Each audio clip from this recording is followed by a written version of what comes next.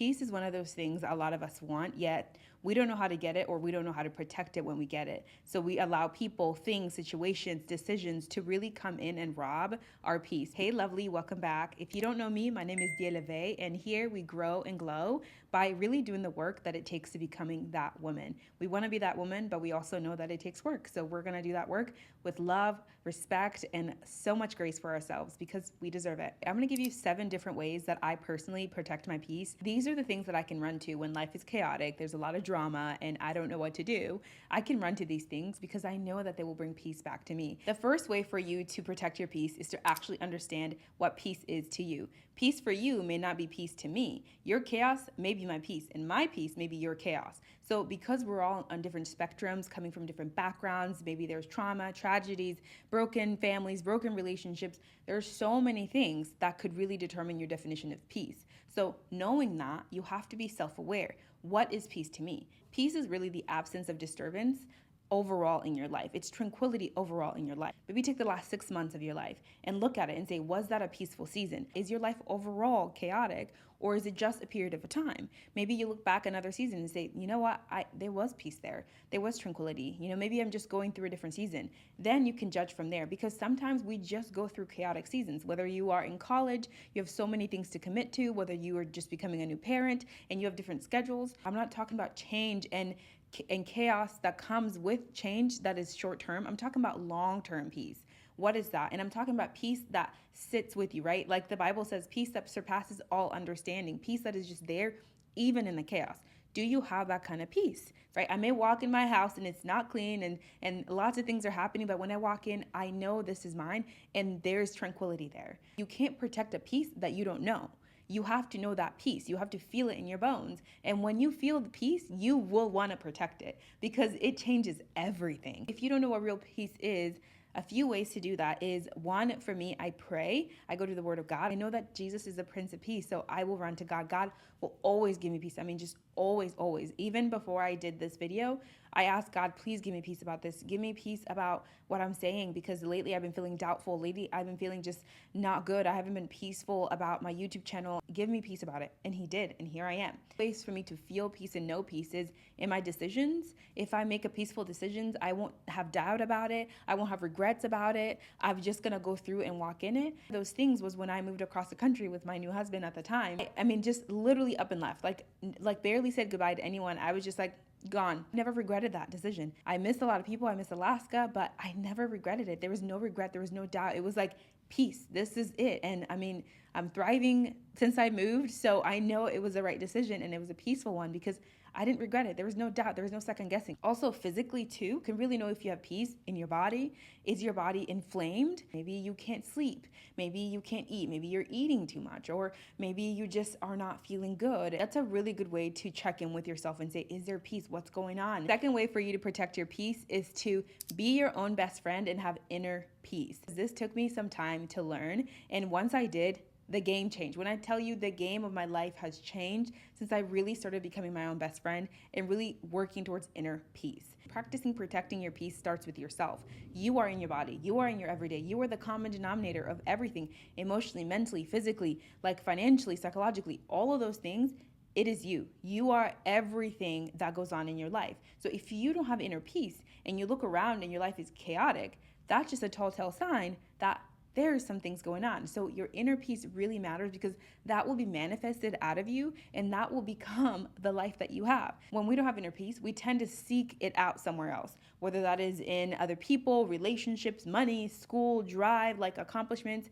We tend to seek that peace because we are just, that thing will make me feel better. That thing will make me feel at peace. That thing will take my anxiety away, but it won't, because you need to start inside. Chaotic COVID, I moved out and I started living by myself. And that was the first time that I realized that I have been running away from myself. I've been running away from being my own best friend. And before that, I would do anything and everything because I was running away from the person inside. I was running away from how mean I was to myself, how I talked myself down, how I didn't believe in myself, how I was not there for me. I was not my own best friend. I did not like myself. I really hated myself. So I would run away from that. I didn't want to hear that. Once I was forced to be with myself because I started living by myself, I started to realize, holy crap, I don't have inner peace with myself. And it was such a hard realization because I'm all I got. After a while, I really was like, God, I need help. I started going to therapy towards the end of 2020, and I started to really process a lot of things and starting to really wanting to be with myself, really enjoy my own company and be at peace with it. And I'm not talking about being alone, like being physically alone, like no one's around, you're just doing whatever. That's different. I'm talking about enjoying your own company. You can be alone and completely hate the process. You can be alone and be on your phone. You can be alone and just try to do everything so that you're not actually enjoying yourself. So I started to learn how to dance in the kitchen, laugh, and just enjoy my own company and be my best friend and have that inner peace. But I can be here with myself, and this is okay, and I'm okay, and it's tranquil, and I don't need anything extra.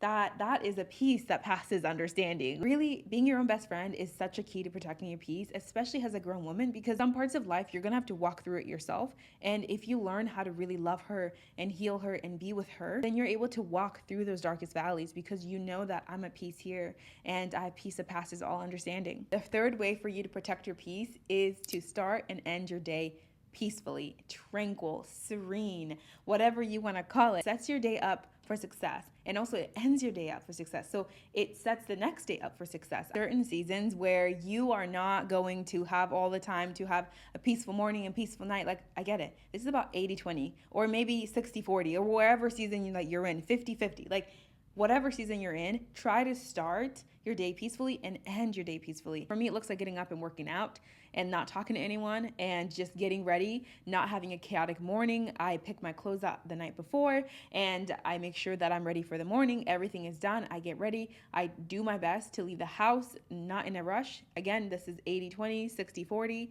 So sometimes 60% of the time I do it, sometimes I don't, depending on the season. To work a job like me, by the time I get to my desk, it's completely chaotic. So if I just had moments of peace before I got to my desk, it just makes the day better. I can't control some of the chaos at work, but I can control how my day starts before I get there. At night, also having a routine at night, whether that's your skincare, or maybe you read, or maybe you write, or maybe you color, or maybe you do a puzzle, like whatever that thing is for you. A peaceful end to your night really helps with your sleep because you're not thinking a lot. And that's why I recommend journaling. And I probably say journaling in every video because journaling is so important to our growth. It's so important. Like the old pen and paper, get it out, scribble, scribble, scribble, whatever you got on your mind, whether it's a to-do list, put that down, because I promise you that is going to be running in the back of your mind.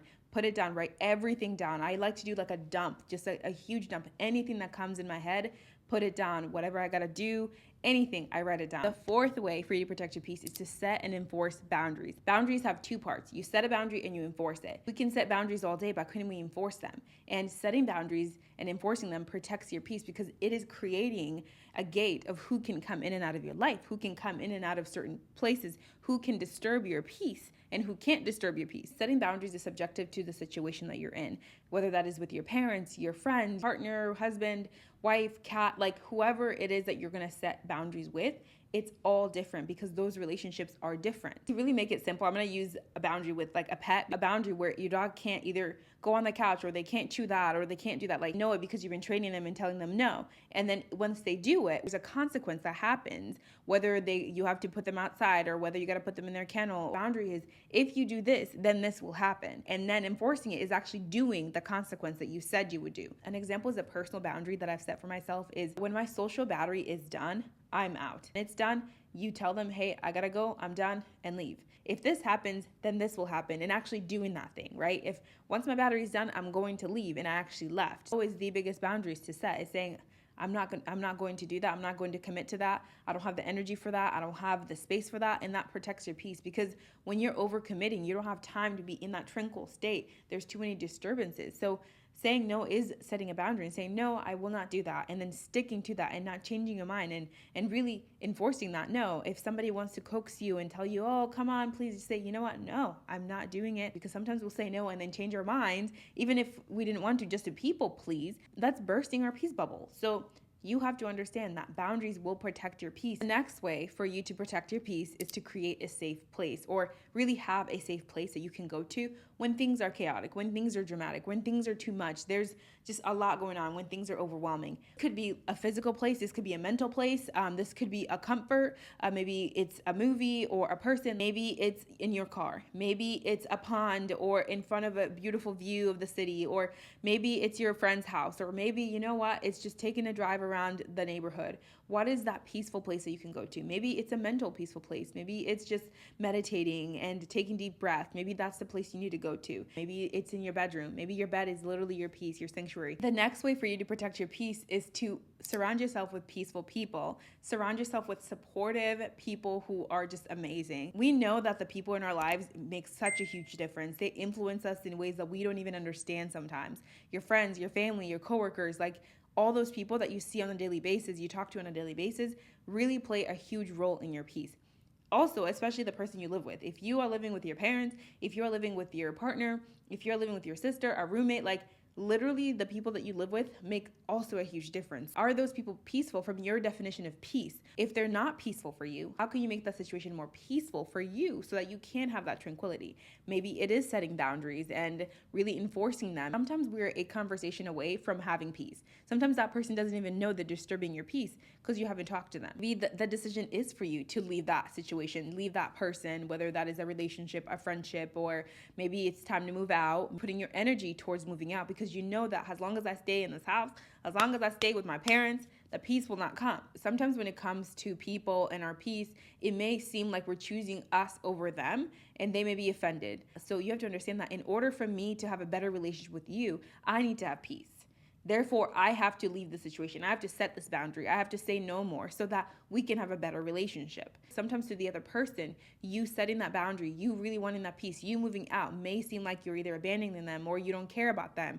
But it really means, hey, this is better for both of us. And again, having that conversation. Some people may not understand, especially our parents. Why are you leaving? You can stay here. It's free rent. Blah, blah, blah. My peace is not worth the free rent. My peace will cost me $1,400 a month. My peace will, that is my peace. I will take the rent any day. Also, evaluating, is this friendship worth me losing my peace over? Is this friendship worth the chaos that I'm going through just to stay friends with these people? Is this relationship worth my peace? Like, you have to weigh that out. And again, that's why the first thing we talked about was knowing what peace is to you. Because sister to sister, when you know what peace is, you are going to want to protect it. When you know what peace is, you're going to want to protect it. Do not let me preach. Don't let me preach, because peace is everything. A lot of us let people walk all over us. We let people come in and out of our lives, bring chaos, drama. We let ourselves do that because we don't know what peace is. But when you know what peace is, you're not going to let anyone trample over it. You're going to set those boundaries. So make sure that you also have peaceful friends in your life, people that are not dramatic all the time, people that can calm you down, people that literally level you, people that don't drain you. You know, are these friendships draining me, or are they pouring life into me? People who will neutralize the chaos, because sometimes you are the chaos. Sometimes you are the chaos, baby. Sometimes you are the drama. And I'm saying this because I am sometimes the chaos. I'm the drama. And you need people to neutralize you. You need people to bring you back to earth because you are just spinning. So when you have these core people, and I really do believe your core people should be the people that neutralize you, because they know you. They know what to say. They know what to do. They know who you are. Have those people, because there are seasons, there are times where you are bringing chaos. You are overwhelmed. You're going through a lot and you're just trying to figure it out. And there's not a whole lot of peace. They can bring you back. They can remind you of your peaceful space. They can remind you of your boundaries. When you have peaceful people in your life, it makes a huge difference. It's changing the game for you. Last but not least, the seventh way for you to protect your peace is prioritize self-care. You are the common denominator of everything in your life. And when you are good, you are taken care of, your cup is filled, you will be able to pour. When you got nothing to give, what are you going to give? You're going to give drama. You're going to give chaos. You're going to give grumpiness. You're going to give bad juju energy. Like, if you are not in a peaceful state, baby, you will not give peace. Your life won't be peace. So prioritizing self-care, those things that will bring you to the ground. We kind of touch a few different things that really fall into self-care. I want to talk about more about you actually putting self-care on the list than the different things of self-care. I don't want to talk about do this and do that. There's so many things. You can watch so many videos about what self-care is. I want to talk about you changing your mindset from neglecting self-care to actually prioritizing it, because it does change your life. It does create more peace, because inner peace is important. So I want to ask you, what is the thing that's holding you back from prioritizing self-care? What is the thing that's really keeping you, that hesitancy? Do you think you don't deserve to be cared for in that way, where you are taking care of yourself? Do you think you can't take care of yourself in that way? Do you think it's too much, it's too vain, it's too selfish? What is that belief that you have about self-care that's guiding you to not doing it? And again, we're all in different seasons of your life. Some seasons you can't take time to journal, and you can't take time for a bubble bath or do whatever self-care looks like to you. I'm talking about when you can. Do you do it? Do you take the time to care for yourself? If you don't, why aren't you doing that? And I would say, if you want a peaceful life, you want a life of love and really growing and glowing, you really need to take care of yourself, because you deserve it. You're not meant to live a chaotic life. You're not meant to live in a toxic environment. You're not meant to live to hate yourself and let yourself go. You're not meant to do that. You're meant to see the woman that you're created to be. You're meant to see that you are the daughter of the Most High. You're meant to see that you are fearfully and wonderfully made. You're meant to see that you are the apple of His eye, because that's who you are. There's a crown on your head.